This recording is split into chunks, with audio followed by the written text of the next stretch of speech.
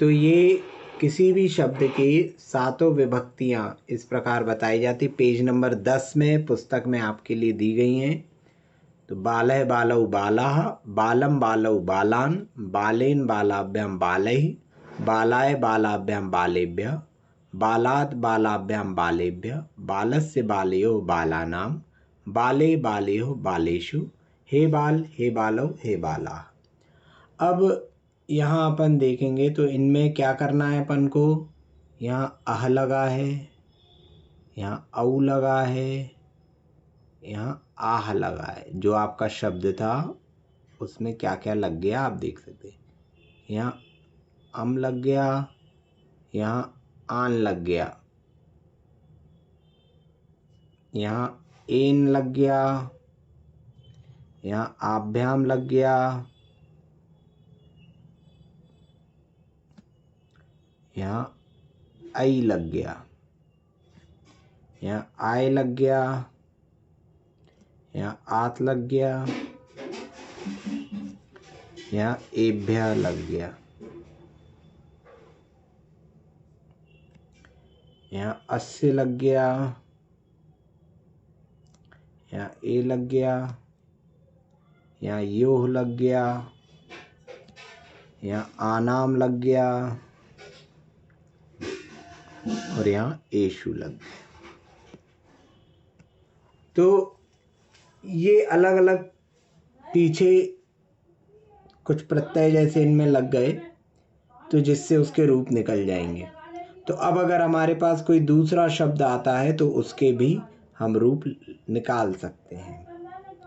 जैसे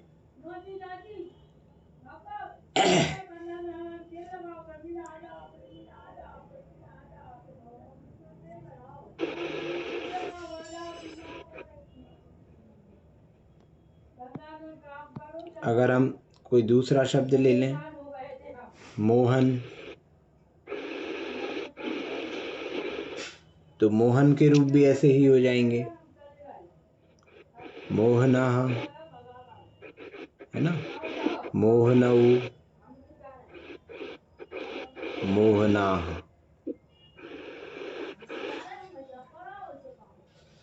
मोहनम,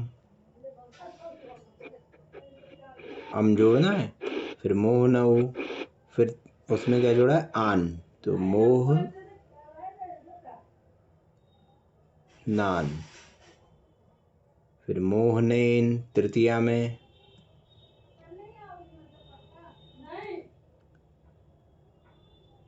मोहनाभ्याम,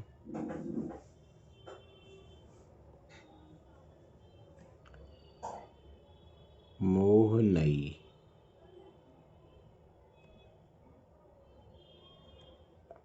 फिर मोहनाय, मोहनाभ्याम, मोहनेभ्यः,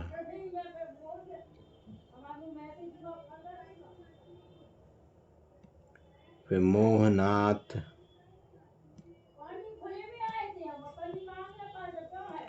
मोहनाभ्याम, मोहनेभ्यः,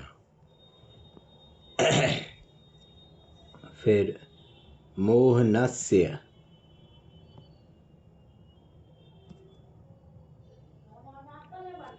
मोहनयोः,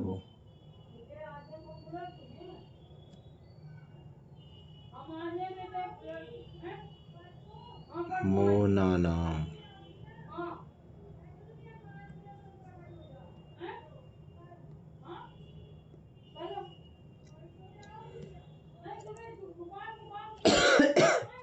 मोहने मोहनयोः,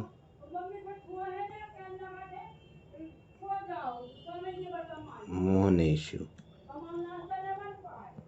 हे मोहन,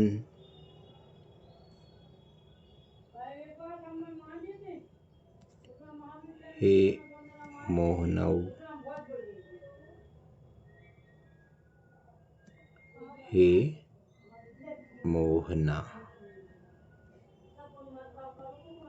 तो ऐसे ही मिलते जुलते आप सभी शब्दों के रूप लिख सकते हैं। जिन भी शब्दों के रूप आपको लिखना हो तो ये अलग अलग शब्दों के अपन रूप लिख सकते हैं। प्रथमा विभक्ति में, द्वितीया में, तृतीया में, चतुर्थी, पंचमी, षष्ठी, सप्तमी, अष्टमी, सप्तमी और संबोधन, इस प्रकार से अलग अलग शब्दों के आप रूप लिख सकते। तो इधर तक किसी को कोई शंका हो तो आप बताएं।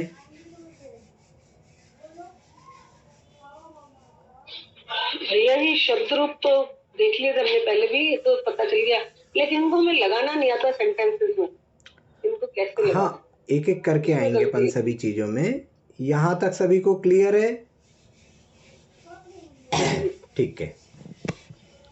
तो अब यहाँ क्या बताया था आपको कि ये सातों विभक्तियां क्या हैं? कर्ता, कर्म, करण, है ना? संप्रदान, अपादान, संबंध और अधिकरण। तो देखिए, अब हमको ये देखना है कहाँ कौन सी विभक्ति का प्रयोग होना है। तो सबसे पहले हमें देखना है कर्ता।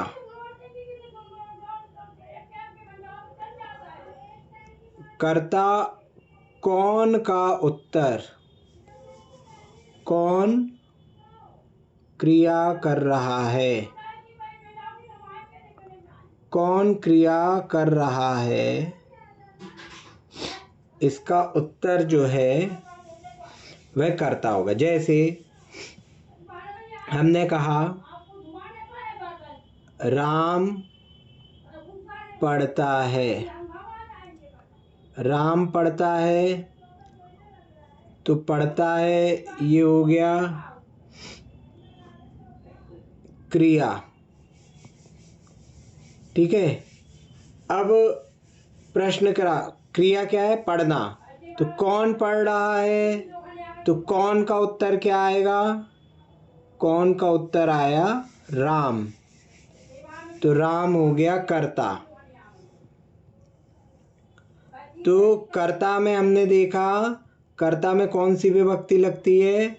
कर्ता में लगती है प्रथमा विभक्ति। ठीक है।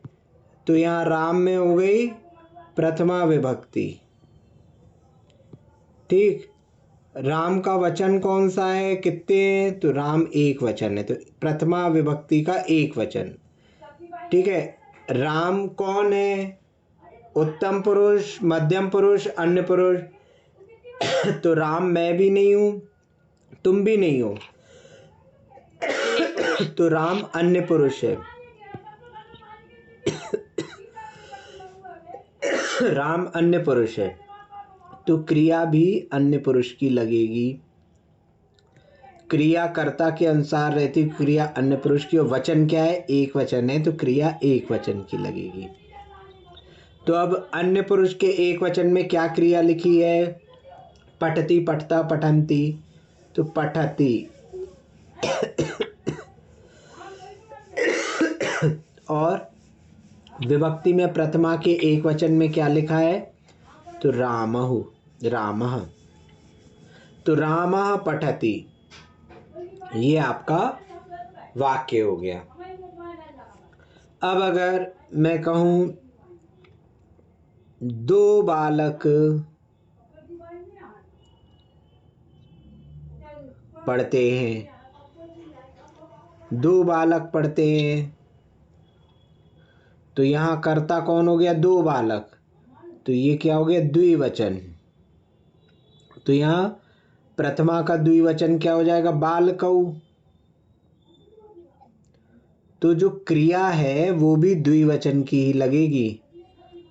बालक कौन है? अन्य पुरुष, तो अन्य पुरुष के द्विवचन की क्रिया लगेगी।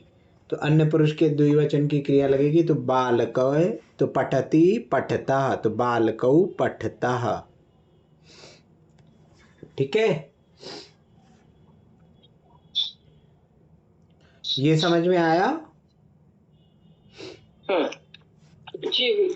तो इसी प्रकार अब अगर अपन कोई और शब्द ले लें, जैसे अपन ने शब्द अर्थ पढ़े थे कल, तो उसमें अपन ने देखा था अग्रज यानी बड़ा भाई, अनुज यानी छोटा भाई। तो हमने कहा बड़ा भाई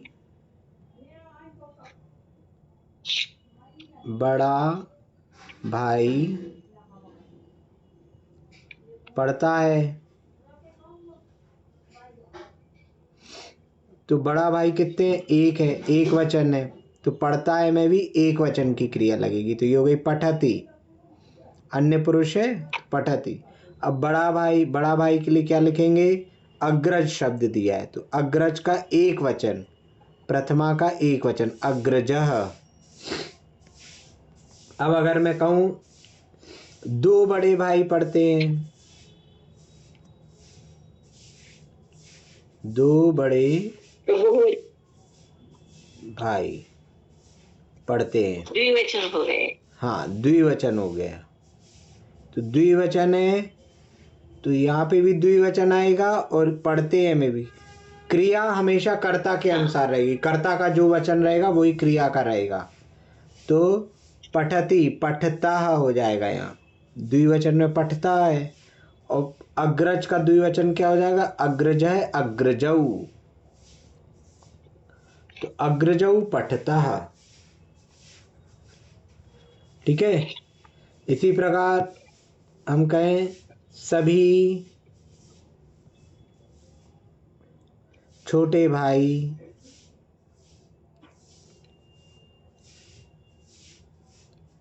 पढ़ते हैं, सभी छोटे भाई पढ़ते हैं। तो यहाँ क्या हो गया? सभी छोटे भाई, ये बहुवचन हो गया, तो क्रिया भी किसकी लगेगी? बहुवचन की है। ये कौन सा पुरुष है? छोटे भाई, अन्य पुरुष, तो क्रिया भी किसकी लगेगी? अन्य पुरुष की। ठीक है। तो अन्य पुरुष का बहुवचन क्या है? पठंती, पठति, पठता, पठंती। तो यहाँ आ गया पठंती। और छोटे भाई को क्या कहते हैं? अनुज। तो अनुज के रूप बहुवचन में क्या हो जाएगा? अनुज है, अनुजौ, अनुजाह, अनुजाह। तो अनुजाह पठंती। ठीक है। यहां तक कोई प्रश्न किसी को? नहीं। अब जैसे कल हमने क्रियाएं देखी थी, तो क्रियाओं में जयति थी, अर्चति थी, तो ये सभी क्रियाएं हम यहाँ प्रयोग कर सकते हैं। जैसे मैं कहूँ पिता पूजा करता है,